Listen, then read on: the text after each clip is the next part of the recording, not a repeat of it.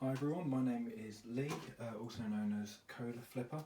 This is my first ever YouTube video, so just wanted to try and give a little bit back to the reselling community and show you how I photograph shoes. I'm a generalist reseller, but I do tend to gravitate towards shoes and clothing as my main go-to products to sell, and I've had a lot of people ask how I shoot my photos. Because I find that really good photos really do help you with either getting quick sales or getting more for your money than you would with bad photos.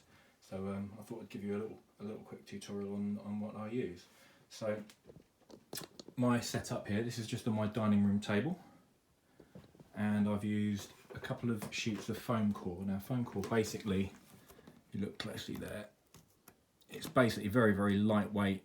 It's only about 5mm thick, lightweight foam board, which I've then put sticky back plastic on. So on each side I've got different textures. So I've got concrete on one side, and on the other side I've got sort of a faux marble. And I use that because I don't want to have someone else's shoes on my dining table, but I also want to have a nice, clean, crisp, non-distracting background. The beauty of the foam core is I've got nice big backgrounds that I can fold up flat and stick underneath my sofa, so when I'm not using it, it's not taking up a lot of space. So that's it with regards to my background. Very lightweight, easy to deal with. Lighting wise, I use a continuous lighting setup, so you can pick these up on Amazon for about £50, or there's sets you can get for about £100 for a pair. And one of the most important things is a white umbrella. Having a white brolly means it diffuses the light, so you get nice soft light, which means that you get you get less harsh shadows for your photos. You don't have to have one, but it does make life a little bit easier. You don't necessarily need to use lights. If you've got good daylight and a nice big window, you can set this up right next to a window. But I find that having a continuous lighting setup means that I can get consistent lighting for my photos every single time, and for me that just means that I can get a quick, repeatable process for taking my shoe photos.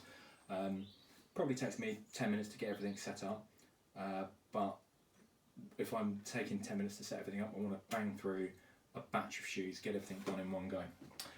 Ideally, you'd have two lights, but if I'm trying to do things quickly, rather than having a second light, I have this, which is a big reflector. So again, you could just get tin foil wrapped over a piece of card, and that basically means that you've got your main light coming in from here, and then this is reflecting and filling in the shadows here. So if I take that away, it should get darker on that side. Oops. Right, so just going to pop that back. That fills in the shadows, and it just means you get a more balanced photo, so you don't get too many dark shadows. So other things that you need to have that make life a little bit easier: you want to have a notebook, pen, so you can write down the sizes, and I guess that's about it. I also have little plastic bags, so once I've taken the photos, I bag everything up, write a quick note on the outside of it, a post-it note or a sticker, and then put that into a box. So for the actual taking of the photos, I usually pose the shoes like this, so you've got 12 photos you can use on eBay for free. So it makes sense to me to if you've got the photos to use them all. So I'll usually get pictures from one side. As soon as I've done that, I'll flip round, take a second set of photos from the other side, and also I'll do it in the square format rather than doing a normal landscape or portrait photo. Do everything in square, and it means, because when eBay display your photos, they come up as square, so it makes sense to try and fill that frame, and the easiest way is to take the photos in square format. I'm not going to do that when I'm doing a video. It just makes sense to do it in the landscape view.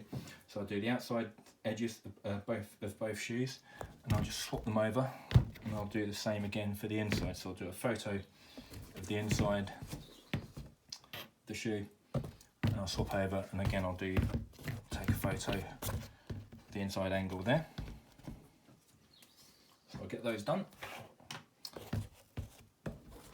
Then get another photo straight on. Whoop. Straight on.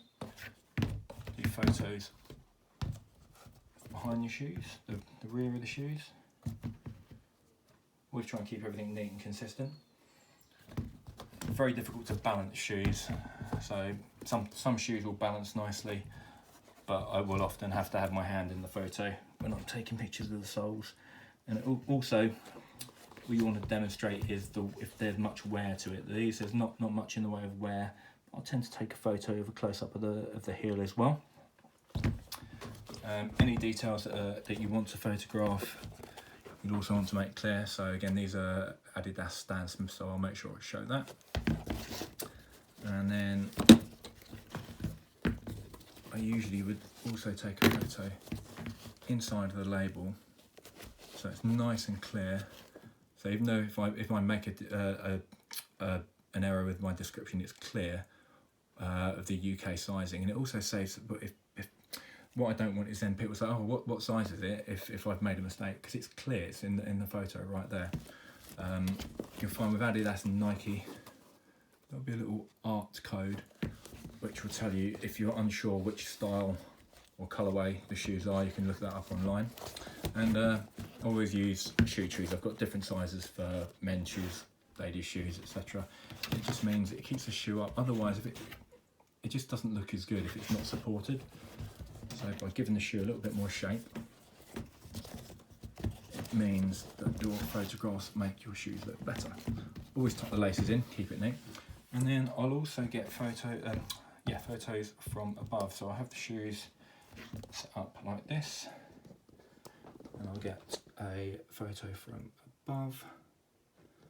And then often for boots or heels, do a photo like this again, so you've got both sides. So just make sure I use up my 12 photos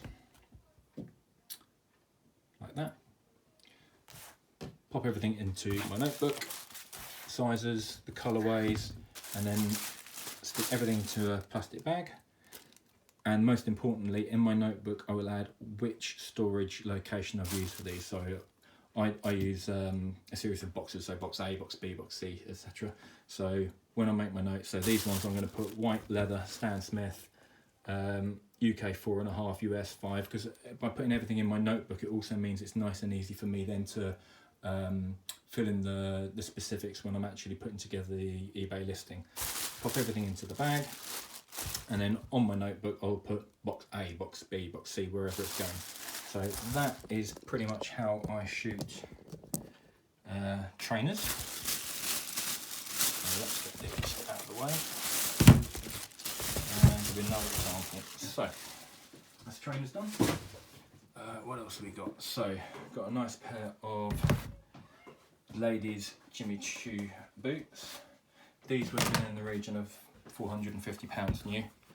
I picked them up for, I think I paid about £22 for them. I should be able to get somewhere between 80 and 100. So with these boot trees, very, very useful tool. They won't go in the sale, but it does mean that when I'm photographing the boots, that they look their absolute best. So for example,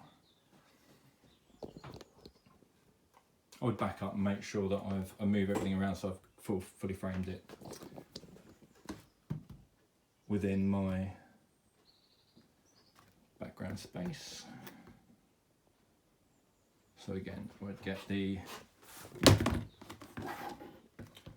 side on shot like this. I'll do the same the other way. I would get photos from the back, and then for heels, always want to show detail of the heels to show if there's any scuffs, and also how much left, where there is left on the heel tips. I'll do a photo of above, and I would come and do it close to the tips. Jimmy Choos tend to wear badly on the tips, so I'll make sure I show that the tips are in good condition. You also want to make sure that you get any photos of main details, such as the Jimmy Choo stamp on the zipper. I would also, oops, not enough hands here, tend to unzip the shoe to show the quality of the lining. And inside you'll also get the Jimmy Choo logo, which you want to show here. I mean, that's nice and clear, not worn, as in not worn out. These are used shoes.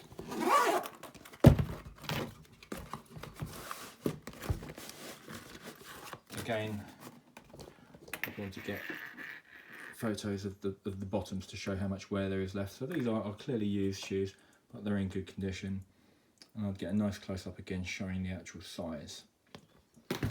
As well as that, for boots, I would again tend to do the photo. Sorry if I'm giving you all a bit of seasickness here. It's difficult doing it with one hand. I get the photo from above. So I'd get from one side of the boot, flip the boot over, do it again, and again these are all taken in the square format, and I would adjust my lights and the exposure to make sure they look their absolute best. So that's pretty much how I do boots. What else have I got? A pair of VonHaus heels. So again, I'd set up the shot. So, excuse me. So I'd get from that side, flip the boots round that side,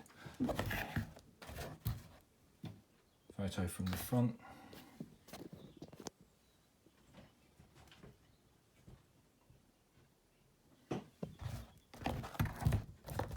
photo from the rear,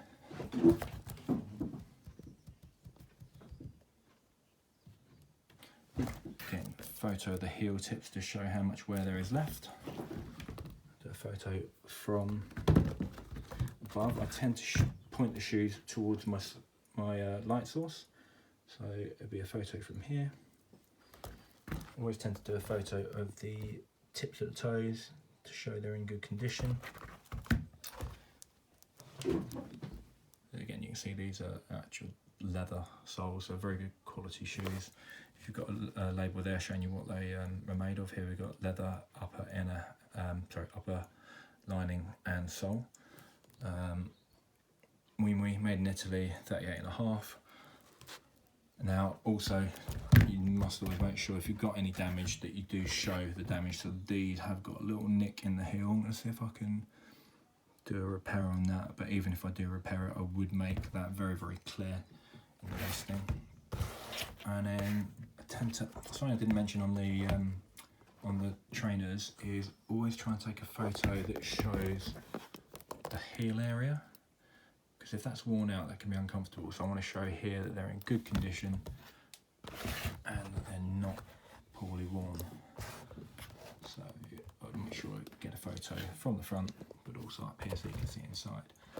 Again, these are in very good condition. These were about 500 new again, so I haven't done the research to see what I'd get for them, but these are in pretty good condition, and with the elastic fronts there should be a little bit of flexibility on the sizing. So that is pretty much it. Hopefully that gives you a good idea of how to take better photos of footwear. The same principle, the principles I've explained would work for any real product photography. And I guess I'll do another video of this for clothing at some point, but hopefully that gives you a good idea. I hope that is helpful. If you've got any questions, pop them in the comments and I'll see if I can answer them. That's it. So best of luck and happy shooting.